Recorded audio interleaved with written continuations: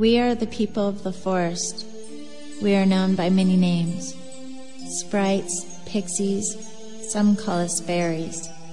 We've lived in this forest for an eternity. Even the elders, including myself, cannot remember any other home. In this forest we live in, there is a great tree, a tree with much magic.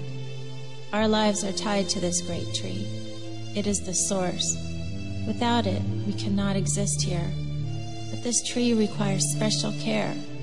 Every day the tree must be replenished with pollen from only the most special types of flowers, at least until the grand descent, when it is prophesied that the roots of the great tree plunge themselves deep into the ground where they can finally mature. At this time, the tree will be self-sustaining and live on its own for an eternity more, and our people's future will be assured. Until then, the special pollen must be collected and brought back to the tree. But collecting this pollen is filled with much peril. The flowers attract many creatures that could cause us great harm, even kill us. This task of collecting pollen used to belong to the Sui, beautiful creatures filled with light. They possess a special gift that protects them from being harmed by such peril. It's a gift we ourselves do not own. It is written that they were brought here by the ancients to do this very task. But they are not slaves. As they forage for the sweet nectar of the flowers, they inadvertently collect the vital pollen and carry it back to the great tree where they nest. Once there, the great tree breathes in the pollen's energy and exhales the life. It has worked like this for as long as I can remember. That is, until now. Dark times have befallen us. The Sui have been disappearing, but have taken their place are mindless shadows, lost in a veil of darkness. They have been bewitched, and the great tree is growing weak.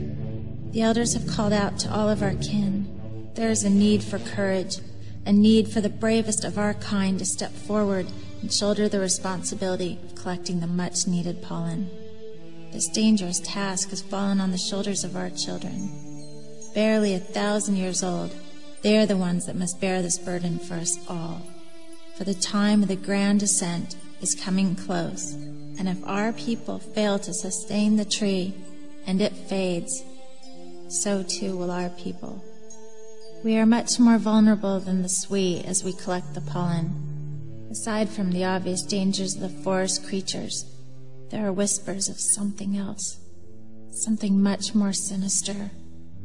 The elders believe that the changing of the Sui might be an attempt to stop the grand descent by the Ixies. What else could have corrupted and entranced the noble Sui but the darkest of magic?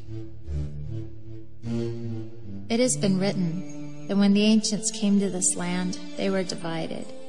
Those that believed we should live in harmony with the new world, that we should adapt to it, and the others who believed that the new world should be turned and bent to accommodate them.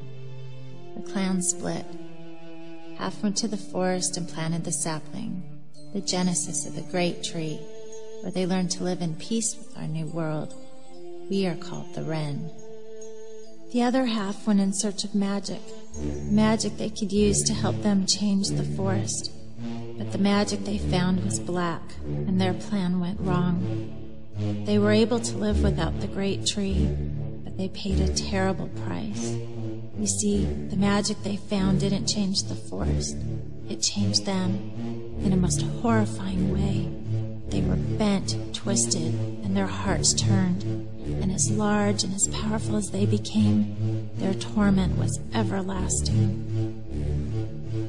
They harbored a great hatred for the Wren. They convinced themselves we were the cause of their condition and swore revenge. They are known as the Ixies. This is a legend, old tales, something the little ones use to frighten each other on stormy nights. At least that is what I hope, for one of the chosen collectors is you, my own child.